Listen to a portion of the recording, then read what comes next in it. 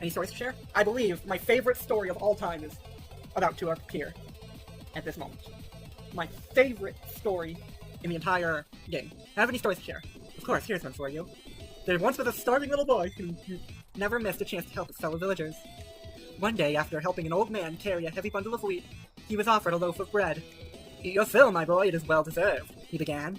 "But if you feel like helping even more, there are 2 gnomes hiding in the forest who are even hungrier than you are."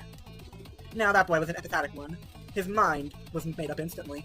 After a short hike, he found the gnomes and split the bread between the 2 of them, without even saving a bite for himself. "Thank you, kind little boy," the gnomes began. The gnomes beamed. "It seems you have lifted our curse.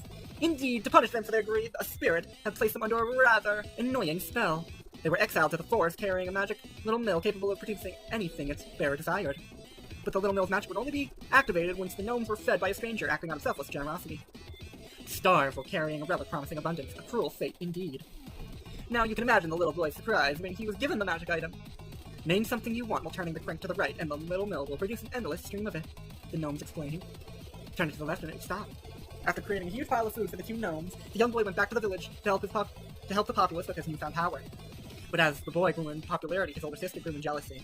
One night she couldn't take it anymore, and stole the little mill from her brother's bedside table, along with 2 leftover pies from that afternoon's feast. Adding insult to injury, she left on Sammy's fishing boat to reach new lands, hoping to have her turn in the role of the popular purveyor. Once out at sea, she decided to try one of the pies, which to her taste was lacking a little something. It was time to try that little mill's magic, she reckoned. "Give me salt," she said, turning the crank to the right. And salt she got, heaps and heaps of it. Now, older sister had never bothered paying attention to how the mill could be stopped. "Stop, little mill, stop!" she shouted, first annoyed, then worried, and finally panicked. Salt soon overflowed the boat, sinking itself under the weight.